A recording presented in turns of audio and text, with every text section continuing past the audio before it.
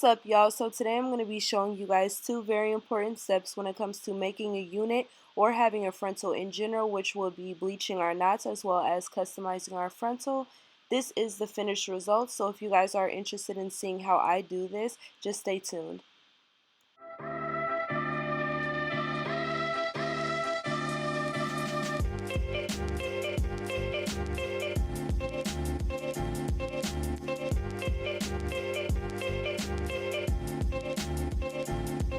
I would recommend the Quick Blue bleach because this just is like a 2-in-1 bleach. It eliminates the brassiness and gets the knots bleached. Then I use 40 volume developer, and you're just going to want to mix these together. I never do measurements, I just really eye it out. If you need to add more developer, which I did, you can do that, and you want it to be like a creamy consistency, not too dry and not too liquidy, because if it's too liquidy it's going to go through the knots and start bleaching the actual hair. So yeah, like I said, you're going to want it to be like a pudding consistency, like this. I just use a butter knife to apply the bleach to the lace because it applies it smoothly. It doesn't make it go through the lace. So as you guys can see, I'm just applying that. It's really no certain way to do this. Just put it on there. Don't put it on too harsh, because if you press it in too hard, it's going to start going through the lace, and that's the biggest thing with bleaching the knots. You just don't want the bleach to get onto the hair because you will have blonde roots and black hair. And honestly, I don't even go all the way back when I'm bleaching my knots, because really all you need bleach, well, my personal preference is all I need bleach is the very front or enough far back from my part, you know. So I don't even go all the way back, and this is a full lace wig, so I'm definitely not going to go all the way back. So I just wanted to show y'all how the lace is looking before we start customizing it. It should look like scalp, as you see here. If there is some black dots, you can just go back in with some bleach. I have some, but not too bad. And then I did have some bleach go through, but I fixed that up with some purple shampoo, and this is what it looks like between bleach and unbleached knots. So as you guys can see, before I even start plucking this hairline is not too thick or too dense, so it's gonna be easy to work with off tops. And the first thing I like to do to every unit is pull back some baby hairs. I want to create my baby hairs, so I want to have a space between where my baby hairs are going to be, or the thinnest part of the hair, and then, you know, the hairline, if that makes sense. I don't really know how to explain that, so good thing I'm making a video. But yeah, you're just going to want to pull, and I don't even want to say you're just going to want to do anything. I don't want to tell y'all what to do or this is a certain way to do it, because I'm not a hairstylist, but I want y'all to see how I do it and maybe learn something, take something from it, and maybe use it on your work. So yeah, I'm just going to be clipping back those two sides, and I'm using two different tweezers. I'm left-handed as fuck, so I'm looking stupid as fuck in the camera trying to like position myself, but I'm using a big set of tweezers and then a small set of tweezers, and I'm probably going to be using these little ones most of the time because they're sharper and they just get the job done better. I love these tweezers, and I got these at Walmart. Don't remember how much they are, but they're the brand Tweezerman. So yeah, as you guys can see, I'm starting to pluck because I love thin baby hairs to none. So minimal to no baby hairs, period, because I love a natural look. I don't know about y'all, but I love mine to be as natural as possible. So if you're gonna go for the baby hair look and you want something natural, please just take out a couple strands. I'm telling you, that will do the job. A couple strands. So another tip to save lace lives is use the tiny like slanted part of your tweezers, because if you go and use like the sharp part, you will get holes in your lace, and I know I've done this so many times just because I kind of pluck hard and I be going at it for real. I be in the zone. So yeah, use that little slanted side because you're gonna prevent the risk of, you know, getting holes in your lace, because you don't want holy lace. You want some lace that's gonna last you a minute. But basically, when I'm plucking my lace, all I do is pluck a little bit, back and forth, like up and down. I really don't know how to explain it, so thank God like y'all can see what I'm doing. But you're gonna want to go back and forth, like up and down. I don't know why I put these clips in here because I didn't even really use them. But yeah, you don't, as long as you're not plucking hella hairs in the same spot, you're pretty much good. So just, you know, bounce back and forth. Maybe go like from right to left, left to right.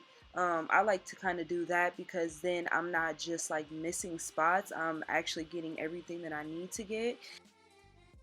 Another thing that I would suggest is pay attention to how hard you're plucking. And what I mean by that is, like I said, don't just pluck really hard and rip the hairs out because you're going to risk putting holes in your lace. But another big thing is if you pluck the hair and you rip them out, you can risk snapping the hair, which will leave you with tiny little prickly pieces of hair coming out of your lace. And it looks rushed. It doesn't look as smooth and natural as possible. Like I always say, I love my wigs to look natural. I like to look like it's my hair. I mean, that's the goal. So yeah, just take your time. This is not a 15-minute job. This can take 45 minutes, an hour, 2 hours, depending on, you know, how fast you go, how experienced you are. Just take your time because you want this to look nice. This is going to be going on you or your client's head. So yeah, just take your time. Pay attention to what you're doing. Don't use too much pressure. And don't use that pointy side of the tweezers.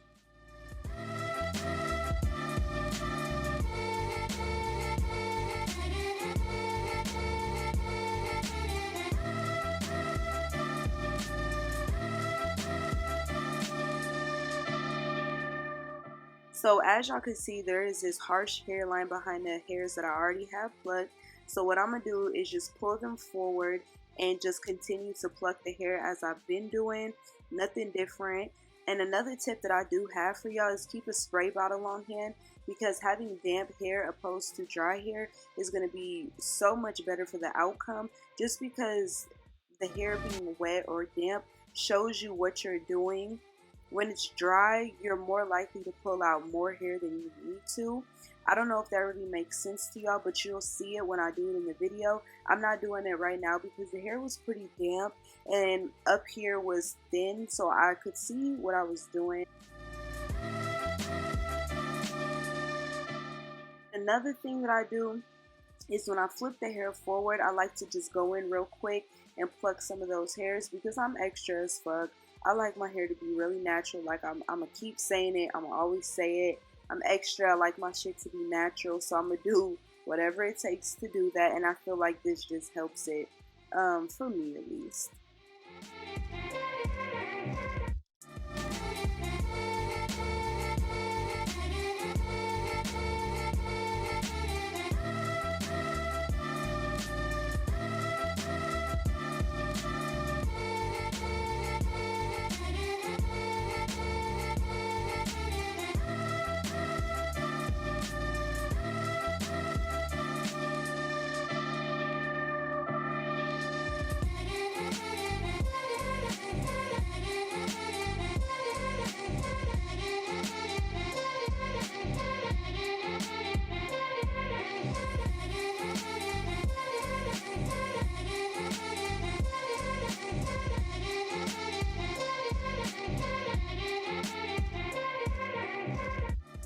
Now I'm just doing the same thing that I did all the other times, just pulling some hair forward and plucking. So I know some of you guys are probably like, well, how much hair do I pull forward? And how many times do I do this? I do this about 3 to 4 times. So this is my third time doing it. I think I do it one more time. But I pull maybe a ½ inch of hair up. I really don't go that far back. Just enough for at least a deep part, and just enough for it to be natural and not thick. You know how I am. Gotta be natural, so I like to really go in depth when I'm plucking at my hair. But you guys are going to see me spray some water on here, and I hope you guys will be able to see the difference between dry and wet hair. And I know some of y'all are like, well, how do I know if I'm plucking too much, or how do I know if I'm over plucking and stuff like that? And I think that the water really does help, because it really does show you how much hair you have there and how much you need to pluck, and it just looks a little bit more detailed than just dry hair. So that's a tip. And honestly, practice. You're just gonna have to do it, practice it hands on, because I know when I first started plucking and customizing frontals and stuff, I was doing them thin as fuck. I had a lot of bald spots. I was doing them too thin. I was doing the most. So if you feel like you're plucking too much, you might be. But I don't really have too many tips on that. It's just kind of like you gotta practice it. You gotta just keep doing it, and your work will improve. I promise you that.